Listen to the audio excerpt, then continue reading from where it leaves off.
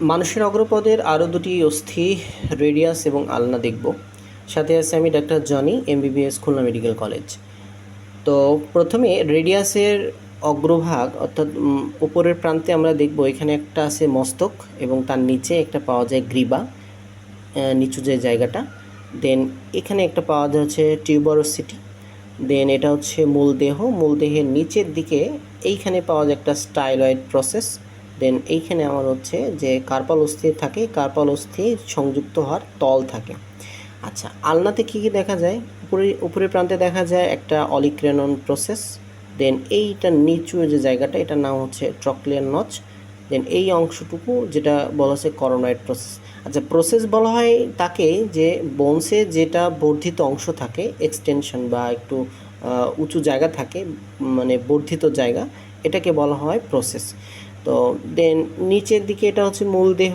আর ঠিক তেমনি যে রেডিয়াসের যেটা স্টাইলয়েড প্রসেস ছিল যেমন, ঠিক তেমনি আলনাতেও নিচের দিকে একটি স্টাইলয়েড প্রসেস থাকে। এবং এই জায়গাতে আমার এই যে দুইটা বোনস দুইটা জায়গাতে আমার যুক্ত হয়, একটা উপরের দিকে যুক্ত হয় এবং নিচের দিকে যুক্ত হয়। এবং এই যে মাঝখানে যে এই ফাঁকা জায়গাটা আছে, এই ফাঁকার উপরের দিকে আমার অ্যানুলার পেশি, এখানে আমার অ্যানুলার পেশি থাকে এবং এই নিচের দিকে আমার অ্যান্টিব্রাকিয়াল ঝিল্লি থাকে, এখানে আমার অ্যান্টিব্রাকিয়াল ঝিল্লি থাকে। তো থাকার কারণে দুটি পেশি আলাদা হলেও এরা খুব ঘন সন্নিবেশ থাকে, অর্থাৎ দৃঢ়ভাবে বদ্ধ থাকে পরস্পরের সাথে। তাহলে এবার আমরা বোনস থেকে দেখি এখানে কি কি অংশ আমরা পাচ্ছি। তাহলে প্রথমে এটা হচ্ছে রেডিয়াসে যেটা বললাম যে এটা হচ্ছে মস্তক, এই যে এটা সুন্দর একটা মস্তক।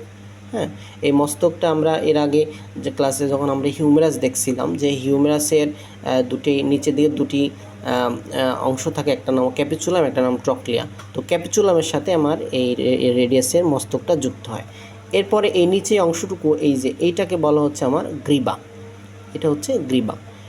এরপরে এই যে এটা হচ্ছে একটা টিউবারোসিটি, একটা উঁচু জায়গা, যেটা এখানে এর সাথে এসে আমার বিভিন্ন পেশি যুক্ত হয়, এই জন্য এটাকে এখানে একটু উঁচু হয়েছে এবং জায়গাটা একটু খসখসে। তো এটার নাম হচ্ছে আমার একটা টিউবারোসিটি। তো এরপর এটা হচ্ছে মূলদেহের নিচের দিকে আমরা এই যে এটা একটু আগে দেখে আসলাম, যেটা এটা হচ্ছে একটা এক্সটেনশন, একটা বর্ধিত অংশ, এটার নাম হচ্ছে স্টাইলয়েড প্রসেস। আর এই জায়গাটা হচ্ছে আমার কার্পাল অস্থির সংযোগ তল, অর্থাৎ কার্পাল অস্থিগুলো এখানে এসে যুক্ত হয়। কার্পাল অস্থিগুলো যেটা আমরা পড়ছিলাম যে scaphoid, lunate, triquetral, pisiform, trapezium, trapezoid, capitate, hamate, এগুলো হচ্ছে এই জায়গাগুলোতে এসে যুক্ত হয়। তো কার্পাল অস্থি সবগুলো না, মূলত যে কার্পাল অস্থি 8টা থাকে, তার মধ্যে স্ক্যাফয়েড, লুনেট, ট্রাইকুয়েন্টাল, পিসিফর্ম, এরা হচ্ছে এই রেডিয়াসের নিচে তল এবং হচ্ছে আলনার নিচের তলে এসে যুক্ত হয়। আচ্ছা, এরপরে আমরা দেখব আলনাতে এটা বললাম যে এটা একটা বর্ধিত অংশ, এই বর্ধিত অংশের নাম হচ্ছে অলিক্রেনন প্রসেস, আর এইটার নাম হচ্ছে করোনয়েড প্রসেস এবং এটা হচ্ছে আমার অলিক্রেনন প্রসেস। আর এখানে যে নিচু জায়গায়, যে একটা নিচু জায়গা, হ্যাঁ, এই জায়গাটার নাম হচ্ছে ট্রক্লিয়ার নচ। এবং এটার নাম ট্রক্লিয়ার নচ কেন হয়েছে? কারণ এর সাথে হচ্ছে ট্রক্লিয়াটা যুক্ত থাকে, এর আগেই আমরা দেখাইছিলাম। এটা হচ্ছে হিউমেরাস বোনসের এই যে এইটা হচ্ছে ট্রক্লিয়া, এই জায়গাটা হচ্ছে ট্রক্লিয়া, এই ট্রক্লিয়ার সাথে এটা যুক্ত হয়। আচ্ছা, এরপরে নিচের দিকে দেখো, এই জায়গাতে এই যে এইখানে একটু মসৃণ জায়গা হয়েছে। এই জায়গা মসৃণ হওয়ার কারণ কি? কারণ এই জায়গাতে কিন্তু আমার এই রেডিয়াসের মাথা এসে যুক্ত হয়, এই যে রেডিয়াসের মস্তক, এই রেডিয়াসের মস্তকে সেখানে যুক্ত হয়ে মুভ করতে পারে। আচ্ছা, তারপরে নিচের দিকে আমরা দেখতে পাচ্ছি এই জায়গাতেও আমার হচ্ছে একটা, এই যে এখানে একটা স্টাইলয়েড প্রসেস আছে। দেন এইখানেও কিন্তু যে কার্পাল অস্থি যুক্ত হওয়ার যে সংযোগ তল, সেই সংযোগ তলগুলো এইখানেও পাওয়া যায়।